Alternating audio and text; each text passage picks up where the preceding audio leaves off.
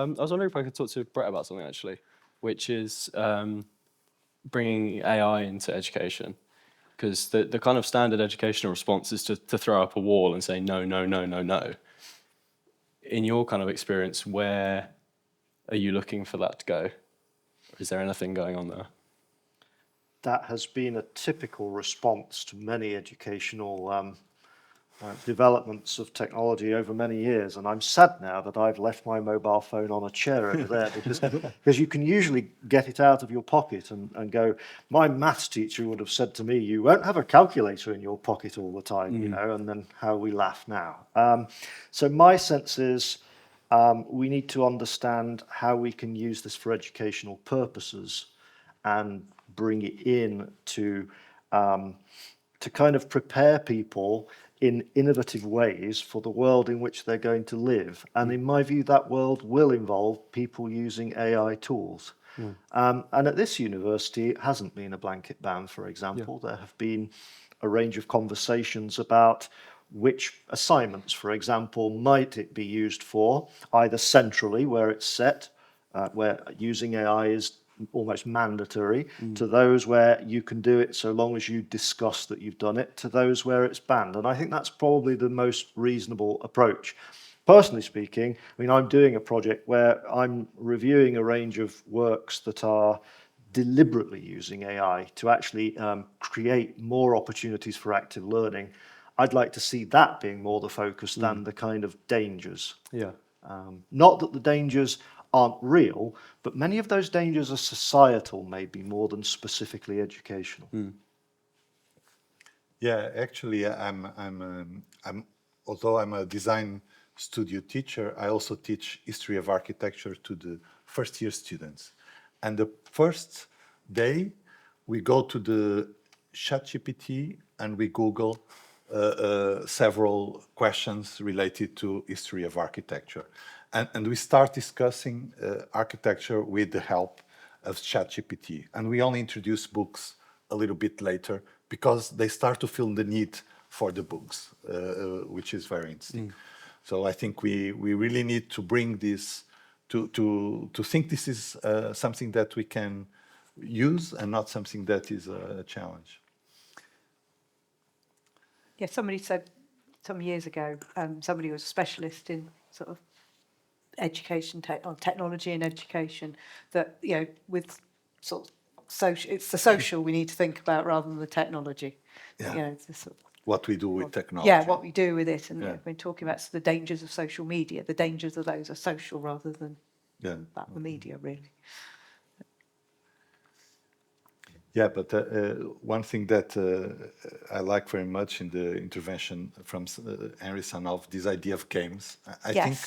I think we all like games in the sense that we all brought here gamification process in order to activate thinking and activate the interaction between people. So we have to also deconstruct what are the games and how can we develop educational and, of course, architectural educations by gaming the sense that we are interacting and we are deconstructing the preconceived ideas that we have from reality. So I think it was a good starting for the session. Yeah, because there's a game element, but there's just a sort of playfulness thing, which I think you were getting at with your walkthroughs. There's something, as you say, quite informal about going for a walk, isn't there? Yes, it is. So maybe that's a similar sort of playfulness. There's no rules here.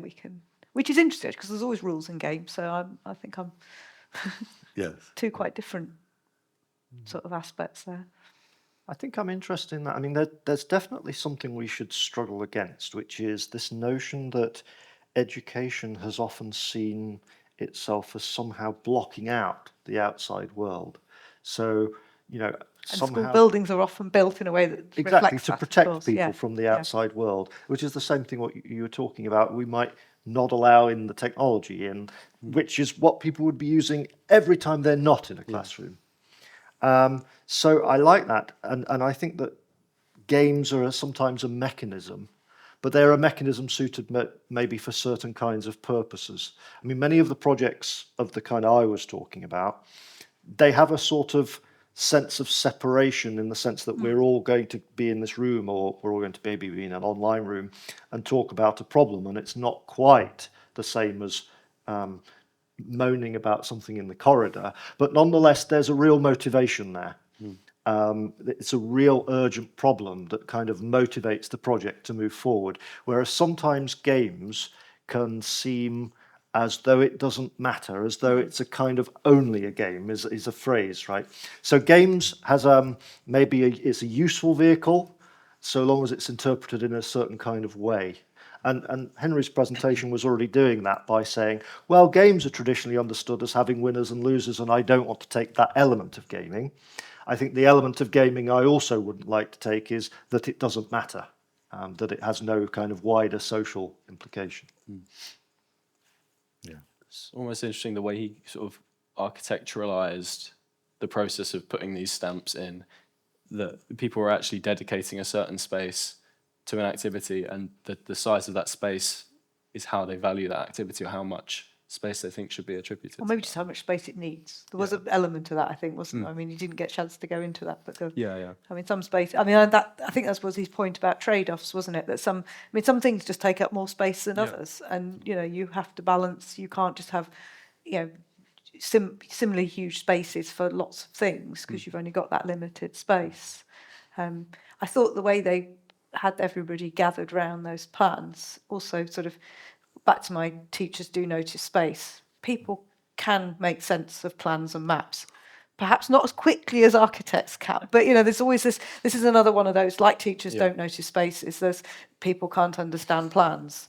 I mean, they might not see it quite you do, but there's I don't think Google Earth would be as popular as it was. No one can manage an aerial view, really. Yeah, I wasn't suggesting that. No, I know you not, weren't, but no, not people do. diminishing someone. No, honestly, I wasn't diminishing you were. But you know what I mean? People do that sort of, and it's a reasonable point that architects do see the world differently. Otherwise, why would we bother employing one, sort of thing? But to take that to, well, nobody can understand, as I say, a plan view, and I don't think that's quite true. Yeah, the other thing with these games is negotiation. So it's not only negotiation and creating awareness. So we see that people had to discuss between them, negotiate between them what they want to value and where they want to put their money, their resources, their ideas. Each stamp has a meaning, has a value. Occupies a certain amount of area, needs kind of energy, and between them they have to negotiate where they are going to put their effort. And I think negotiation is probably, because negotiation it's also a way of creating awareness, and sometimes even if the result is not what we expect, we already create awareness for something that we were not paying attention for. And even for us architects, when we are in this process, we are always learning with what people are bringing, how they put the discussion. So it's really a learning process. And I used to say, when I end a participatory activity, I'm so pleasant that usually I say, if we don't do if we are not going to build it, at least we already change a little bit our minds, and there we win a lot. I mean, maybe part of the power of the artifacts that we've seen in, I think all of our presentations have had kind of artifacts that people are working on, is that negotiation is not merely an interpersonal thing about getting agreement. We don't all have to completely agree. In fact, it's possible for people to completely agree and still not find a way forward to take any actual action. And equally disagree, but find a way forward. So what we want is to find a way forward that we can all accept. And that can be kind of a facade behind which we might have all had different motivations. So it's the key to negotiation is to be working on something, I think, rather than to be focusing on the negotiation simply between people. And those artifacts are a key means for that. I think it's a really important mechanism by which they work. Yeah. May I just open the floor now for one or two questions from the public? Yeah, thank you very much for the talks. I really enjoyed also the discussion about games and the a little bit of the workshops that you were doing as well with the sort of wooden blocks. And we do a little bit of that with local schools as well, just looking at understanding how primary school age children understand their wider environment and the things that are kind of significant to them. And I just wanted to comment about the thing about the plans. If plans aren't understandable, if they're only understandable by architects, they're not really any good. So it is important for us as architects to be able to draw things in a way that everybody understands, and also because it can transcend language barriers as well. Not always, because there might be sort of cultural differences in how you represent different things, but it's quite a long way forward in that as well. So there's not a particular question, but just to say thank you very much for those talks, because I feel like a lot of the stuff that maybe we do, Anna, in the things that we set up for students, there's quite a lot of connections there, and it'd be good for our students to bring us things that they maybe want to do that have got that sort of interactive element. We did use the word charrette this year, didn't we? So maybe we'll think about whether we still use that next year. But and I actually say it's the first time I've heard charrette was when I came to this university as well. But, That's what people don't understand about architects. It's not the plans or the designs. It's the charrette. What? But it's certainly a way that I hope that students take from some of the way we do design and doing stuff in the woods and stuff that we do here, that you can then take into this more structured environment, thinking about it, the way your career path can also be similar to what you're doing, going out into the community and understanding how you make participatory games part of a design process, and that involvement and kind of agency that people get from that. I don't know if someone's got a question. Can I comment? Yeah. Can I comment on your... No, one interesting thing that I don't know what I said, because when we are on the stage, maybe we don't say the things we want. But now your comment reminded me something that I think people, they understand our drawings. But the problem is that when the drawings are perfect, it's very difficult to comment and to create a rationale about that. Bring other ideas, say, why not this, why not that? When the drawings are more open and they are more imprecise, then I think people feel the space to interact with the drawing. So sometimes I have this doubt, but I think the problem is when we go to a public presentation and we bring our beautiful drawings and people say, what can I say? This is beautiful. And we had this experience also with a colleague that loves virtual reality, and he designed all the projects for this park in virtual reality to engage citizens.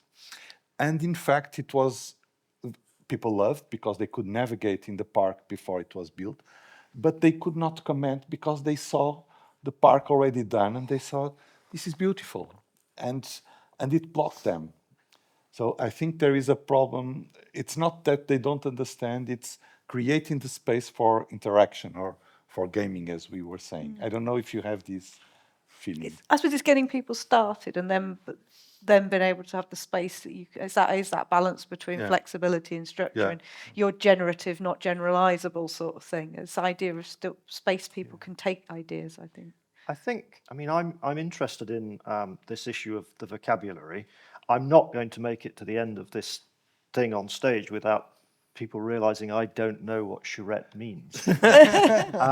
But in the projects I do... We are not going to tell you. No, hopefully there won't be an exam at the end. In the projects I do, we introduce the participants to a lot of unfamiliar vocabulary. In fact, it's not unheard of to do a change laboratory and to actually be teaching people the vocabulary of activity theory in the project. And I don't think I mind that. I mean, there have been projects of young people drawing the activity systems of their future as a K-pop star and things like that. Children can manage it. I think what worries me sometimes, though, is where what you're trying to do is to drag some participants onto the established territory of some others. And that's maybe the architectural charrette thing, is the architects already know what that means, so they can talk about it confidently, and these other people can hardly make head or tail of it. I think if you can have a vocabulary that makes everybody stretch a bit onto a new territory, where even, say, the architects would stretch and the other people would stretch, I don't think it has to be completely everyday language, but I think it should be somehow not on the territory that exists before the project of one of the stakeholder groups, something like that. And then you can open up a space for negotiation. Hi. I feel like a lot of the projects today have said about inviting the public in, and I was wondering if you agreed with me that maybe breaking down the power structures of the projects where the architect isn't the number one and we're involving children and everyone's kind of leveled out, that's what gains the accessibility that makes the projects work as well as they have. Does that make sense? Sorry. Yeah, I mean, I think sometimes it helps not being an architect in that sense. I mean, yeah, I think perhaps it is harder because if you're going into school as architects or designers, you are the bloody architects. Whereas I can do a certain amount of, I just come from an education background. So I think it is different for me, perhaps. But there's still, you can't always be sure how people are understanding you. And there's a lot why I say to students going into education settings to do research, you might think you blend in really well, but actually, they think they think you're the teacher. That's another thing to younger students. They think they go into these environments and get understood as another student. But of course, actually, they've got a little bit older, and these even secondary school students are seeing them as teachers. So you can't always be in charge of how other people see you. I think that's part of that. But I think it's an interesting point, is where you are as the architect. Architects. I think one of the just triggered a thought in my head that although Frank Lloyd Wright, one of the debatably best architects of all time, quite famously was horrible to work with, and would quite regularly tell clients to go off and find another architect because they didn't like his vision of how it was done. So despite the fact he's probably one of the best known architects of the 20th century, he didn't work in that way, and I don't think I'd want to work with him in that way. He sort of put himself up on this pedestal, it's my way or the highway. No, I think participation, of course, we cannot base all the architectural process on participation. Participation brings, it's an element that is brought to the design process as other elements that are also part of that. We cannot skip our architectural autonomy. So that has its place. And I think the good thing, also why we like to work with children, is because they are never very precise on their proposals. They make suggestions that really fit our design process and our creative process. They don't say, put a window there with 1 by 1 meter. They say we need light from that side, and that, or we need light in this room, and that creates a motivation for design process. That's the enthusiastic thing of working with children, and sometimes with adults it's quite struggling because the boundary between the citizens' contribution to the design and the moment that the design takes its autonomy, not always this boundary is easily defined. So it's always a challenge to work in this process, especially when we want to keep the participation along all the process, as we try to do in this project that I show. We don't do only the identification of the needs for the program. We want to work together. And here there is a constant dialogue, and each one needs to understand their roles, and that's not always easy. So there's a definite problem that at the start of a project, people come in with different social capital and all sorts of other historically accumulated things. There's probably a danger in trying to just flatten everything, though, because what actually happens is you stymie initiative. So what Or you we can do... hide everything. Sorry? Rather than flattening, you just hide. Yes, exactly. So what we're trying to do perhaps is to manage it as a dialectic throughout the process. We're trying to generate new forms of agency rather than simply sticking with what we've got. We're not trying to dampen, we're trying to generate new things. One of the ways in which that's done in the kind of projects I do is you actually have quite a close plan in advance of how you think a workshop will go. And then you watch back the workshop and you trace where it didn't go to plan. So the point of the plan is not to impose it. The point is to notice the discrepancies. And where you notice a discrepancy between expectation and reality, we take that as an indication of some sort of agency starting to develop. And we try to notice what caused that, who was involved in it, what happened with the tasks at that moment, and see if we can amplify that, say, in the next workshop.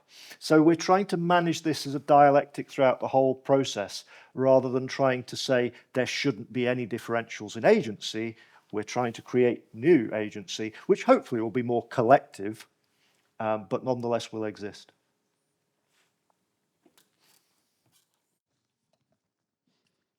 Thank you for your time. Please give a big applause to our afternoon panel.